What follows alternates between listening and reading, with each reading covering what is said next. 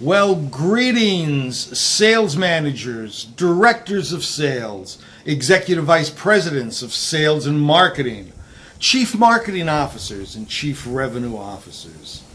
Bill Shaka here. Welcome to another edition of Crush Your Company's Quota. Welcome to my home in Tamarindo, Costa Rica. Hey, ladies and gentlemen, before I get into today's information, I would appreciate it very much if you would subscribe to the YouTube channel. Just hit the subscribe button, smash the bell. You will never miss an episode of Crush Your Company's Quota. Please keep in mind these are loading 2 days a week on Monday and Thursday for the time being. So you'll get notification as to when they appear. The sister channel to this, the 5-Minute Motivator, that posts every day. So people are in the habit of looking at that on a daily basis. This is only twice a week. Keep that in mind. So subscribe and don't forget to like, share, and comment. Let's keep moving on here.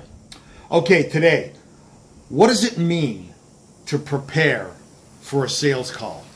Here's a coaching tip that you could use as a sales leader. I can remember when this first hit home with me.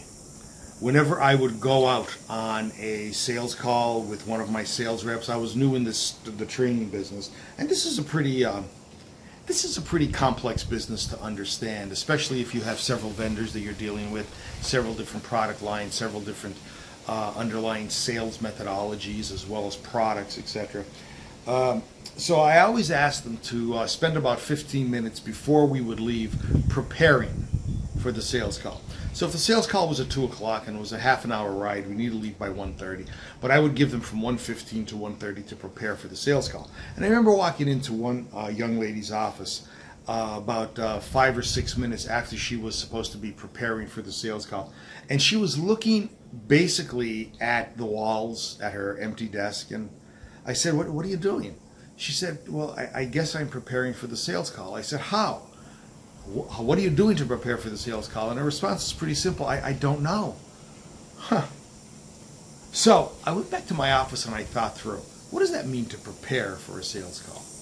Well, I've come up with a process, and I'd like to share this process with you. I've been using it for over 25 years. I've shared this with many clients over a 25-year period. What does it mean to prepare for a sales call? I would suggest that first and foremost, you have your salesperson go through the client's history. If it's online, open up the folder for the client. If it's a paper file, give them the file. What did they purchase in the past? What has been any of the salesperson's notes or comments, etc. Client history. If it's a new client, no problem. Go to some of the LinkedIn accounts of the individuals, go to the web page and check to see what you can expect from the company. You can derive certain personality traits, certain cultural underpinnings from the website. You know, is the website put together very glitzy and spiffy? It might be more of a sales environment.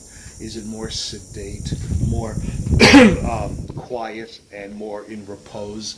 Well, maybe that's more of a contemplative environment. You're going to get something from that. But that's the first thing I would do, is to prepare for a sales call. Check the client's history. If they are a new client, a new prospect that you're going to go see, do some homework on what you can expect. Here's the second point I would like to make. After you have checked their history or gotten to their website and have an idea in terms of who these people are and what this company's all about, what do you project the possible outcome to be? Look, you know your products and services better than the prospects do. So based on what you've read about this prospect, based about their past history, what do you think the outcome's going to be? In other words, what do you think you're going to sell them? All you're doing is coming up with a hypothesis here. That's all. You're coming up with a hypothesis, something for you and the salesperson to talk about before you actually make the call. You have to make sure that the salesperson is not looking at this as etched in granite. It's not. Okay? You're just talking. But you are also greasing your psychological wheels for preparation to get involved with this client. So check their history or their websites and possible possible ideas in terms of who this client is. Then determine what outcomes you may be able to derive from this. Here's the third thing you could do. Use your sales cycle. Here's what I mean by that.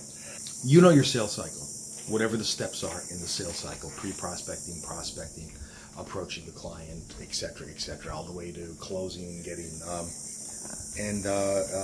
referrals. Based on what you know about this client, where do you think the biggest hang-up's going to be? Is it a very analytical client? You think that after you make the presentation, they're going to pose 1,000,001 different objections? No problem. At least you have an idea. Is it more of a sales environment? And you're talking to this individual, and what you're worried about is them not getting down to business because they're just enjoying your company so much. Maybe you're the same kind of person. Maybe that's what you need to be careful of. That you need to kind of position it as saying, look, I only have half an hour or whatever. I know you're busy too. Whatever you need to do. But the point is that analyze this client information that you received in terms of their history and in terms of your idea of possible outcomes projected into your sales cycle. And once you do that, you're basically ready, except for the fourth step, and that is work with your salesperson in visualizing past successes. Now, I'm not suggesting that you go into a lotus position and that you start humming "oh" while you're doing this. This is a very simple process. When you're talking to your salesperson just before you make the call, say, "Hey, remember ABC Company from 3 months ago? I was just thinking about that. Wasn't that a great..." All you're doing is bringing up past successes. You're dredging up those fantastic memories of the past. You're giving the salesperson a foundation to start with. Okay, ladies and gentlemen, I know in the interest of time I'm already at 7.5 minutes. Let me recap this. Here's how you may want to consider preparing for a sales call. Look at the client's history, or if you don't have a history, look at their website and ideas in terms of who they are. Come up with a hypothesis of possible outcomes that you are expecting from this client. Also, utilize your sales cycle and where you think the hang-ups are going to be. And then finally, with you and your salesperson, think about your giant successes in the past. Make it a short conversation and get in the mood for making a sale. Isn't this cool? Bill Shaka thanking you for attending another edition of Crush Your Company's Quota. Looking forward to seeing you in the next edition. Please like, share, comment. Oh, by the way, folks, the pandemic's over. I got my boogie shoes back on. You looking for sales training? Looking for some keynotes for your next sales meeting? Yoo-hoo. Give me a call. See ya.